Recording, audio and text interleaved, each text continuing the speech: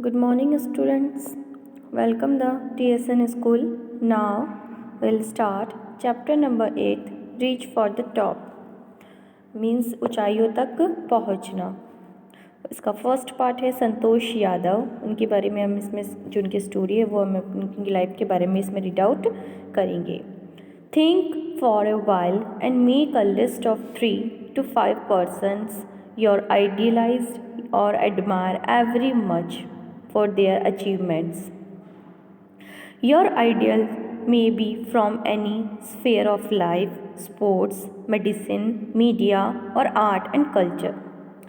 Means इसमें बताया गया है कि आप कुछ ऐसे लोगों के बारे में सोचिए जो कि क्या है, आप जिनको बहुत ज़्यादा आदर्श मानते हैं. मतलब 3 से 5 व्यक्तियों के बारे में अगर आप डिस्कस करेंगे, आप सोचेंगे कि कौन से लोग आदर्श हुए, बहुत ज़्यादा महान हुए, जिन्होंने अपनी लाइफ में उपलब्धियाँ प्राप्त की है. मीन्स अपने जो पूरा एम उनका वो कंप्लीट हुआ है, उसके बारे में हम सोचेंगे तो हमारे सामने कुछ 3-4 नाम आराम से आ सकते हैं. वो अलग अलग क्षेत्र के हो सकते हैं, चाहे वो खेल से रिलेटेड हो, चाहे मतलब मेडिकल से रिलेटेड हो, या मीडिया से हो, कि कोई आर्ट से हो, या कोई कल्चर से. मीन्स अलग अलग जो कहते हैं फील्ड्स होते हैं, उनसे काफ़ी सारे लोग हमारे सामने आ सकते हैं जिन्होंने अपनी लाइफ में बहुत बड़ी ऊंचाइयों तक उपलब्धियाँ प्राप्त की है. Now we'll continue this lesson. The only woman in the world who has called Everest twice was born in society where the birth of a son was regarded as a blessing, and a daughter thought not considered a curse was not generally welcome. When her mother was accepting Santosh, a traveling holy man, giving her his blessings, assumed that she wanted a son.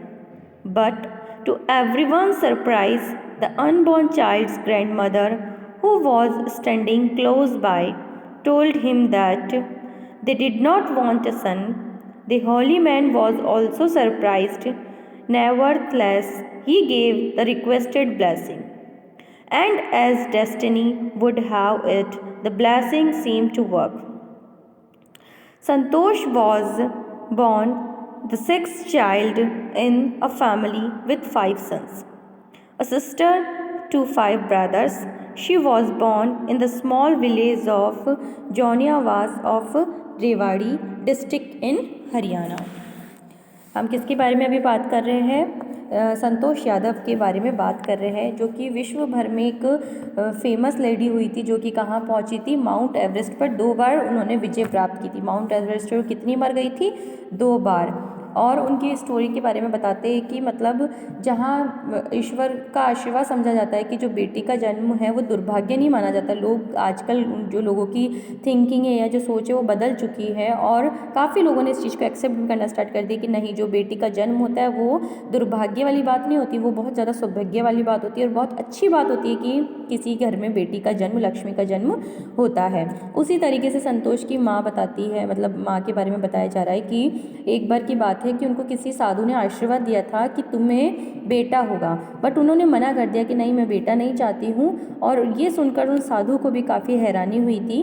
तो जब सच में बच्ची जन्मी तो कौन जन्मी? संतोष यादव खुद जन्मी, और उन्हें बेटी ही चाहिए थी. और वो साधु भी हैरान हो गया ये बात सुनकर कि इनको सच में बेटी ही चाहिए है. और उसके बाद उनका भाग्य बदला, और जो संतोष यादव थी वो पैदा हुई. उनका जो दिया हुआ आशीर्वाद था वो भी सफल हुआ. संतोष जो थी वो अपने 5 भाइयों के बाद पहली बच्ची थी. मीन्स उसके 5 भाई थे, उसके बाद में वो 6 नंबर की बहन पैदा हुई थी. और वो कहाँ की रहने वाली थी? हरियाणा के रेवाड़ी क्षेत्र के जोतियावास, जो एक छोटा सा गाँव है, वहाँ से वो बिलोंग करती थी, वहाँ की वो रहने वाली थी. The girl was given the name Santosh, which means contentment, but Santosh was not always content with her place in traditional way of life. She began living life on her own terms from the start. Where other girls wore traditional Indian dresses, Santosh preferred shorts. Looking back, she says now, from the very beginning, I was quite determined that if I chose a correct and rational path, the others around me had to change, not me. संतोष जो थी, उनका नाम जब रखा गया संतोष, तो संतोष का meaning होता है पारंपरिक ढंग से जीवन जीने वाला। बट वैसी संतोष बिल्कुल भी नहीं थी। उसका जो जीवन था उसने अपने तरीके से जीना स्टार्ट किया, जहाँ सारी लड़कियाँ मतलब एक कहते हैं ना ट्रेडिशनल ड्रेसेस पहनती थी, मीन्स जो आपके कल्चर में चलती आ रही ड्रेसेस, सूट या सलवार जो भी होता है वो सब पहनती थी। बट संतोष हमेशा क्या पहनती थी, शॉर्ट्स पहना करती थी। और वो कहती है कि मतलब अगर आपने स्टार्टिंग से अपने जीने का तरीका अपने हिसाब से बना लिया और दूसरों को मतलब दूसरों की ज़रूरत के हिसाब से आपने अपने आप को अगर बदला, तो वो आपके लिए नुकसान होगा। आपको किस तरीके से चलना है, अपनी लाइफ के अकॉर्डिंग आपको आगे बढ़ना है कि आपका एम क्या है, आपको किस फील्ड में जाना है, किस वे में आपका जाना है, तो वो सब चीज़ें आपको खुद को डिसीजन लेने होते हैं। Santosh's parents were affluent landowners who would afford to send their children to the best schools, even to the country's capital, New Delhi, which was quite close by. But in line with the prevailing custom in the family, Santosh had to make do with the local village school. So she decided to fight the system in her own quiet way. When the right moment arrived, and the right moment came when she turned 16. At 16, most of the girls in her village used to get married. Santosh was also under pressure from her parents to do the same. संतोष बताती है कि जो उसके माता पिता थे, मतलब इस स्टोरी में बताया गया कि जो उनके पेरेंट्स थे वो अच्छी खासे जमींदार थे, मीन्स वेल सेटल्ड फैमिली थी। तो वो अगर चाहते तो अपने बच्चों को अच्छे अच्छे स्कूल्स में पढ़ने के लिए भेज सकते थे। और रेवाड़ी से जो अपना जो कैपिटल है, मीन्स जो अपनी राजधानी है, वो बहुत पास है न्यू दिल्ली, तो वो वहाँ भी उसे पढ़ने के लिए भेज सकते थे। बट वो कहती है कि मतलब जो हमारे गांव की रिवाज थी या जो हमारी फैमिली की जो पुरानी रिवाज है उसके अकॉर्डिंग क्या होता था कि गर्ल्स को इतना दूर पढ़ने के लिए भेजा नहीं करते थे। तो वैसा ही संतोष के साथ भी उस टाइम हुआ और उसने अपने जो कल्चर था उसको धीरे धीरे थोड़ा सा अपनाया और उसने चुपचाप वहाँ पर पढ़ाई करना स्टार्ट कर दिया वहीं छोटे स्कूल में।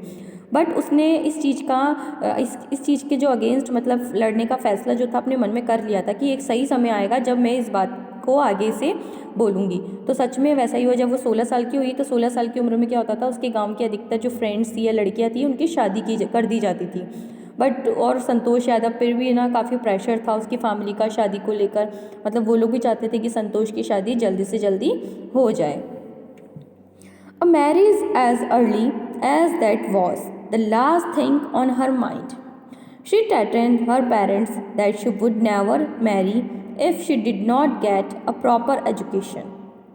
She left home and got herself enrolled in a school in Delhi. When her parents refused to pay for her education, she politely informed them of her parents to earn money by working part time to pay her school fees. Her parents then agreed to pay for her education. और इसलिए वो इतना जल्दी शादी नहीं करना चाहती थी, तो उसने सबसे मना कर दिया कि मुझे शादी नहीं करनी है। और उसने अपने पेरेंट्स को कहा कि मुझे अब क्या करना है, जाकर बाहर अच्छे से पढ़ाई करनी है और मैं शादी अभी नहीं करूँगी। तो उसके पेरेंट्स ने उसको मना कर दिया कि नहीं, हम तुम्हारे खर्चा नहीं उठाएंगे पढ़ाई का और तुम्हें बाहर नहीं भेजेंगे। तो फिर उसने क्या किया, अपनी पढ़ाई के लिए जाकर खुद दिल्ली में जाकर एडमिशन ले लिया और कहा अपने पेरेंट्स को, बड़े पोलाइटली उसने एक लेटर लिखा और उसमें लिखा कि आप फिक्र ना कीजिए, मैं अपने पढ़ाई का पैसा खुद कमा कर खुद जुटा लूँगी, अपना पार्ट टाइम जॉब करूँगी और फिर पढ़ाई अपना जो खर्च है वो उठाकर अपनी पढ़ाई पूरी करूँगी। तो ये बात सुनकर उसके जो पेरेंट्स थे वो फिर एग्री हो गए कि बच्ची पढ़ाई भी करेगी फिर ना बाहर जाकर कमाएगी तो वो जो और ज़्यादा सेफ नहीं रहेगा। इसलिए जो पेरेंट्स थे वो एग्री हो गए और उन्होंने उसकी पढ़ाई के लिए हाँ कर दी और वो तैयार हो गए कि ठीक है, जो तुम्हारी एजुकेशन का खर्चा होगा, तुम दिल्ली में पढ़ना चाहती हो तो तुम दिल्ली में पढ़ो और जो तुम्हारी एजुकेशन का खर्चा होगा सारा हम ही उठाएंगे। इसके बाद में उन्होंने अपनी पढ़ाई जो थी वो दिल्ली में जाकर स्टार्ट की। So students, we will continue this lesson in our next class. Thank you all.